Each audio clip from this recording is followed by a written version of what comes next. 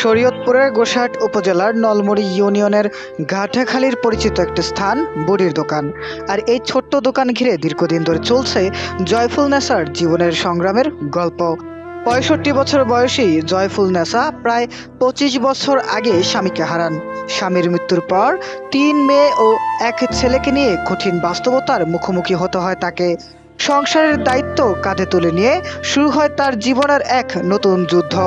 স্থানীয় সূত্রে জানা যায়, জয়ফুল নেসা ছিলেন তার স্বামীর দ্বিতীয় স্ত্রী। স্বামীর মৃত্যুর পর স্বামীর ভাগের কোনো সম্পত্তিও পাননি তিনি। ফলে সন্তানদের নিয়ে অনিশ্চয়তার মধ্যে পড়ে যান তিনি। অভাব অনটনের মধ্যেও হার মানেননি জয়ফুল নেসা। প্রায় ১৭ বছর ধরে ছোট্ট একটি চায়ের দোকান চালিয়ে নিজের জীবিকা নির্বাহ করছেন।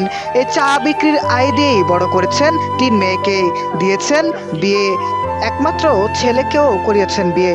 বর্তমানে ছেলের সঙ্গেই থাকছেন তিনি। বয়সের ভার বাড়লেও থেমে নেই তার সংগ্রাম। এখনো প্রতিদিন চায়ের দোকানে বসে চা বিক্রি করছেন জয়ফুল নেসা।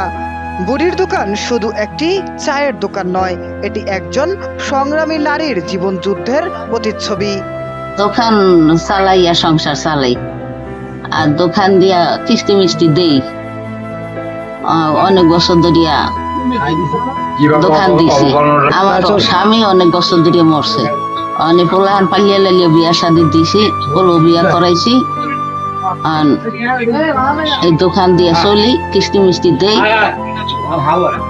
আর এই দিয়ে সংসার চালাই। বিয়া দিছি একটা পোলা, এর ওখানে দোকানপাট দিয়া গেছি।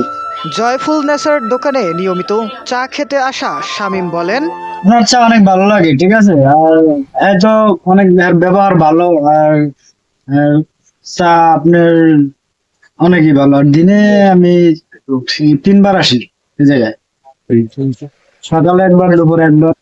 চার লাগি বেশিরভাগ এই জায়গা আবার ওই দূর থেকে এনে আসে। জয়ফুল নেসার ছেলে জানান, অভাবের সংসার আমাদের, অনেক টাকা কিস্তি আছে, তাই মায়ের ঠিকমতো খেয়াল রাখতে পারি না। মা কষ্ট করে ছোট থেকে আমাকে বড় করেছে, কিন্তু অভাবের কারণে মায়ের এখনো দোকানে বসতে হয়। জীবনের কঠিন বাস্তবতার সঙ্গে লড়াই করে জয়ফুল নেসা আজও মাথা নত করেনি। বয়সের ভার আর দারিদ্রতা তাকে থামাতে পারেনি। তার এই সংগ্রামী জীবন যেন সমাজের কাছে এক নীরব বার্তা।